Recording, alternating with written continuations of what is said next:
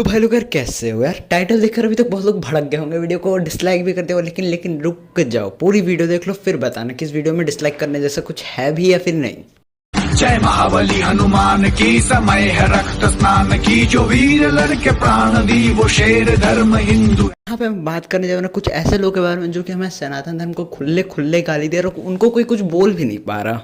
तो यार सबसे पहले तो यार एक इंसिडेंट सुनो, ये 2020 का है, अभी का नहीं है, मैं 2020 की बात करूँ।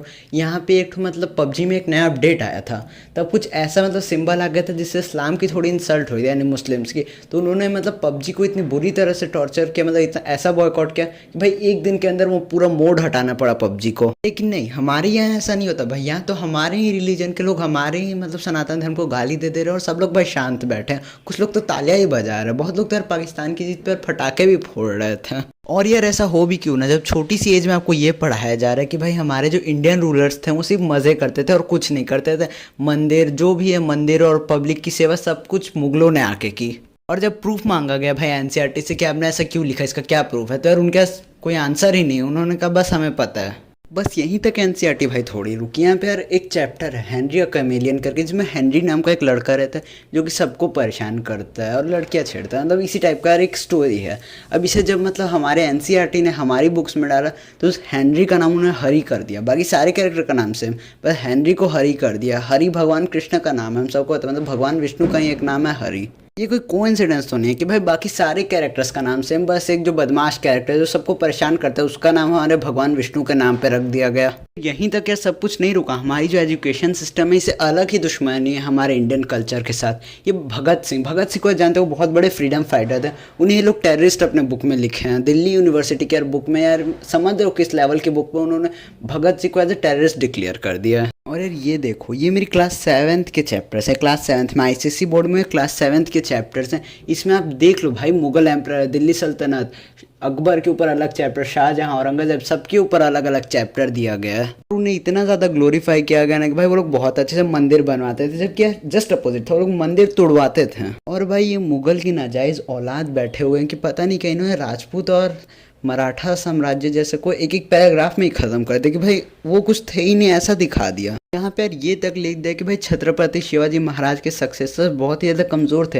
एक्चुअली इन्होंने पूरा लिखा भी नहीं भाई, शिवाजी महाराज ही एटलीस्ट लिख देते, इन्होंने कुछ नहीं, सिर्फ शिवाजी। ये डिसरेस्पेक्ट भाई कर रहे हैं ये लोग हमारे महान रूलर्स की। टॉपिक पे आते भाई, इन्होंने कहा कि भाई छत्रपति शिवाजी महाराज के जो सक्सेसर्स थे वो बहुत ही ज़्यादा कमज़ोर थे। अच्छा भाई, संभाजी महाराज के बारे में आप लोग को इसीलिए नहीं पता हो क्योंकि लोग ऐसे ही लिख के भाई मराठाओं का पूरा ख़त्म ही कर देते भाई, मराठा शिवाजी तक ही थे।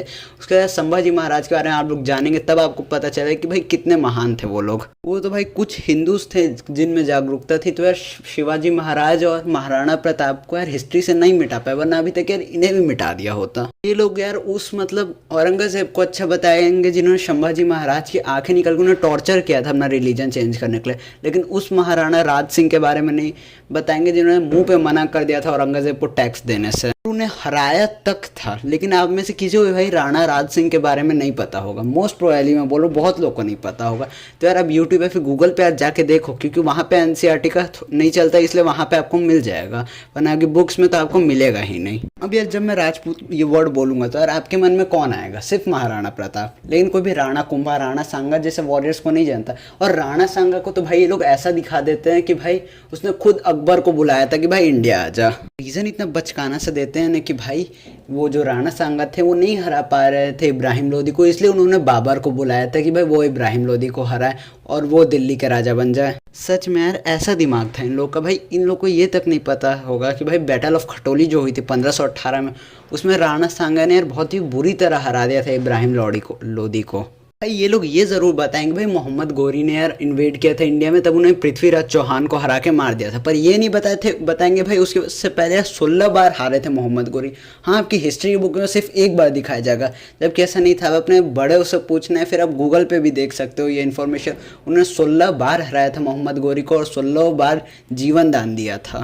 ये लोग ये ज़रूर बताएंगे भाई मुगल इंडिया में आए थे तो यार उन्होंने बहुत ही लंबा राज किया था, पर ये नहीं बताएंगे भाई हम बप्पा रावल जो हमारे एक इंडियन रूलर थे उन्होंने मुगलों को ईरान तक दौड़ा दौड़ा के मारा था, जिसका वो लोग 300 साल तक इन्वेड वापस इंडिया में नहीं कर पाए थे। फिर इतना कुछ करके भी इनका मन न भरे तो अभी पहुंच जाएंगे रामायण पे। रामायण को यार उन्होंने दिखा दिया कि भाई जो श्री राम थे वो बेवजह राक्षसों को मारते थे ऐसे मजे लेने के लिए, ऐसा लिखा हुआ है। मतलब समझ रहे हो यार, अधिकतर स्कूल्स में एनसीईआरटी की बुक पढ़ाई जाती है और उसमें ऐसी इन्फॉर्मेशन दी जा रही है। मतलब एक बहुत ही बड़े लेवल पे कन्वर्शन हो रहा है, बहुत ही बड़े लेवल पे लोगों को एंटी हिंदू बनाया जा रहा है। यार ये पोयम देखो, ये क्लास 1 की बुक है, बिलीव नहीं करोगे सच में क्लास 1 की बुक में है ये पोयम। 6 साल की छोकरी भरकर लाई टोकरी, टोकरी में आम है नहीं बताती दाम है, दिखा दिखा के टोकरी हमें बुलाती छोकरी, हमें देती आम है नहीं बताती नाम है, नाम अब मत पूछना हमें आम है चूसना। अब देखो, अब तुम में से यार कोई इतना इमेच्योर तो यार नहीं होगा कि भाई इस डबल मीनिंग पोयम को ना समझ पाए।